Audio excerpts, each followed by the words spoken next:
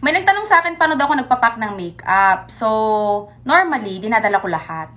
Pero, yun nga, ang bala ko sana this time is magpack ng light kasi plano ko na bumili ng mga gamit-gamit sa Pilipinas. Tapos pupunta kami ng Korea, tsaka Tokyo, Palbos de Apo. Doon yung mga skincare, mga makeup, diba? So, hindi na ako magdadala. Ito lang yung mga dinala ko ngayon, papakita ko sa inyo. So, dinala ko lang yung mga importante. Tapos, ito yung aking lalagyan.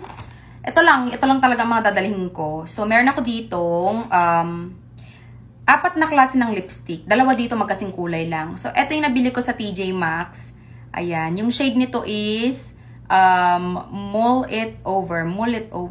Gusto ko itong mga powder kiss ng MAC. Pero yung iba nilang lipstick, di ko bet. Pag gantong itsura, bet ko agad yan. Hindi na tayo magtatanong ng kulay. Bet agad. So, ito magkasing kulay lang to. Ayan. So, ganito yung mga gusto kong ngayon kulay-kulay. Hindi na ako nagdala ng red lipstick, baka bumili ako doon. And then, syempre, meron tayo ditong cream ng Fenty Beauty. Ito yung pinaka gusto kong lip gloss. Tapos, meron tayo ditong baka Nenokin sa last time, inubos niya, siyang umubos, inaraw-araw ba namang gamitin.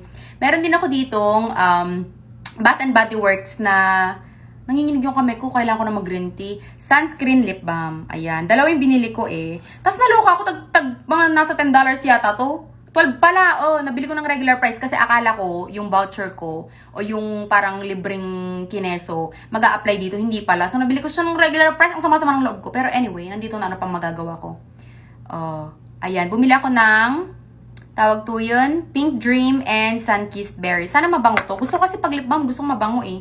Tapos, bumili ako hindi ako bumili. Tapos, magdadala ako ng 3 klase ng mascara. Ito yung pang dito sa, dito sa ilalim. Kasi ito, mas bet ko siya. Kasi, hindi siya nagkakalat. Ito naman kasi mga bakla, powerful. Pero, paghapon na, after 5 hours, para na akong sinuntok. Kasi, pawisin ako eh.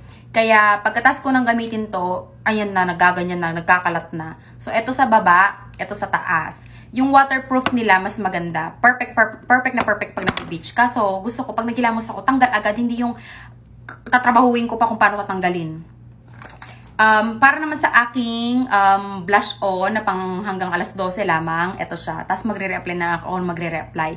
Kapag gusto ko ng pangmalakasan, yung panghabang buhay na blush on, ito naman yung She Glam, yung gagamitin ko. Pero, lately kasi gusto ko yung yung daladalagita, ganyan.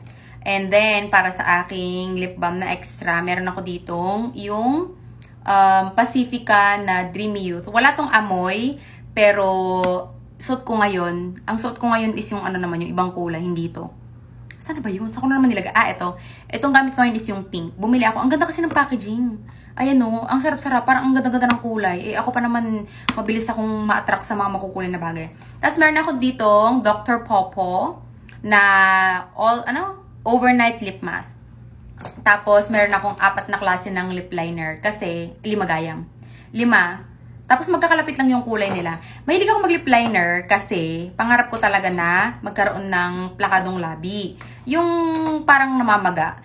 Pero, ayoko namang magpaturok kasi baka ako'y tawag to yan, ma-addict. So, dinadaan ko muna sa pag-lip liner. Tapos sa lip gloss. Ito yung pinaka gusto kong blush on ngayon. So, ayun lang mga bakla. Ito lang yung dadalhin ko. And then, magdadala ako ng, syempre, mga sunscreen, tsaka mga skincare. Ito kasi, ito ay nagsuserve as my foundation. Kaya gusto ko. Tapos, ito yung aking moisturizer. Actually, meron akong 2 klase ng moisturizer. Kayo ba mga bakla, anong mas bet nyo? Mas gusto nyo ba yung gel?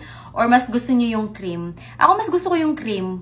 Mas mabilis siyang matuyo sa akin. Ito kasi parang habang buhay, mga 3 to 5 business days bago matuyo. So, kailangan mo talaga siyang patuyuin bago ka mag-apply ng sunscreen. Pag nagmamadali ako, gusto ko apply agad. Yung cream ang mas maganda for me.